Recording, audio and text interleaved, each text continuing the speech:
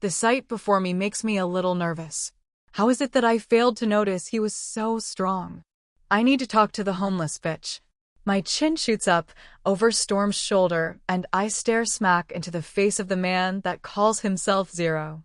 His words are meant to hurt, and maybe at one time I would have felt something, but I lived too long, seen too much while surviving on scraps to let that word bother me. It only reinforces my decision to start fresh. Storm promised to help me. I'll hold him up to that, but even if he doesn't, I'll help myself. I always have. Zero doesn't acknowledge me. His green deep-set eyes are too focused on his brother. The 3-inch scar just under his left one makes it smaller. If he wasn't such an asshole, I'll say he was what wild women called sexy in a bad and very dangerous way. He is, however, definitely not cute. But I think the fucker is too hardcore for the sweet Fallon. He needs one of those muscle women I see leave the gym downtown. He scares the crap out of me, and I've lived on the street. I've faced off with evil, but there is something in this man, something dark that has been leashed waiting to come out. I pity Fallon. He doesn't look at me at all. On the streets, that would mean that the man got all mouth and no balls. The smile plays on my lips at the thought, but quickly dies a dry and painful death when he does, and I gulp. We need to talk about what happened today. Storm moves a step to the side to block me again. He's taller than Zero, so it's an easy move. You can talk with her once we in Canla with me there. She's under my protection, brother. Why don't you go calm down and take care of your woman? That isn't happening. Something went down tonight. I want to know what it is. I mumble behind Storm's back. He twists his body to face me, his eyes softening. What did you say, baby girl? I shoot a quick glance at Zero, who is staring blatantly at my long hair, and swallow hard. Yes, fucker. Look, I'm a beggar with long hair. I said, I want my pudding, then I'll talk. Some of the tension eases out of Storm, and Zero seems to relax somewhat. Can't. Venus ate it. I go to close the door and Storm moves out of the way at the same time Zero's hand snaps out to block my movement. Give me 10 and I'll get you another one. I clear my throat, make it 2, and you got a deal. Surprise flickers in his eyes, but his grim face quickly comes back into place, making the scar foreboding.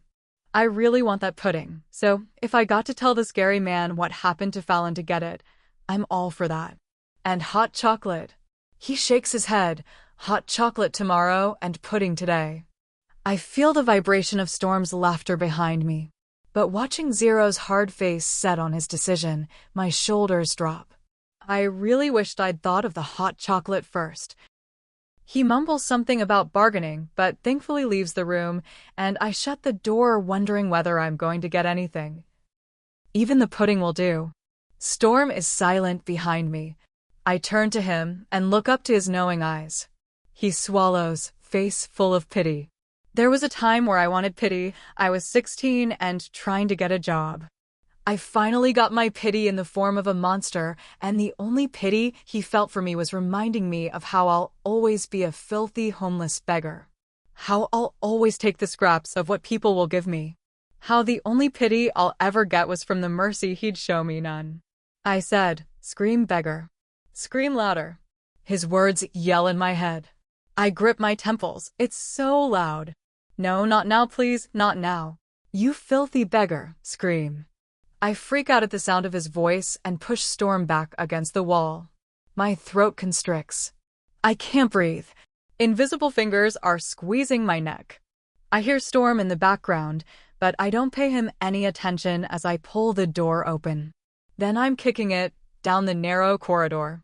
I need air. I need to feel the open space against my skin. I need to know I'm alive. I'm free.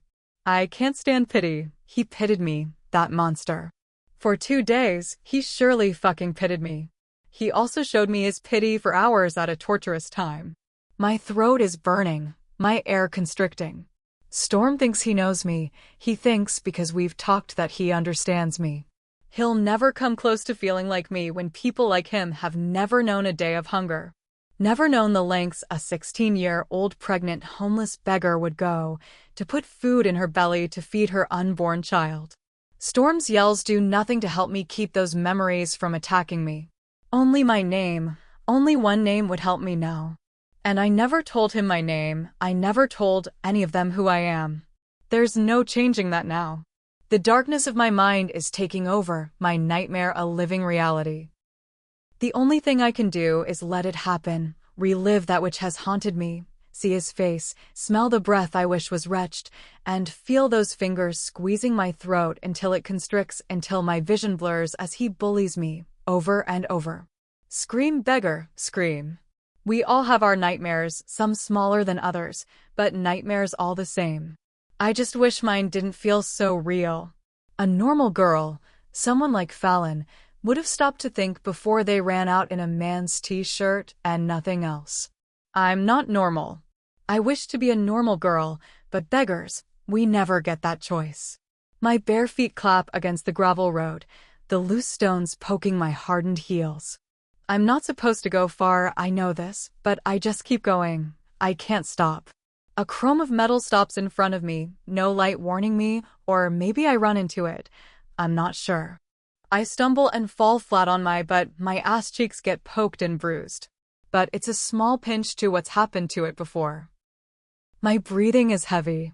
The rise and fall of my chest visible as bright lights point straight at me. My nakedness clear to see. Instinct kicking in, I close my legs and shield my eyes with my free hand. Please download Novels Ago and search the code in the upper left corner to continue reading.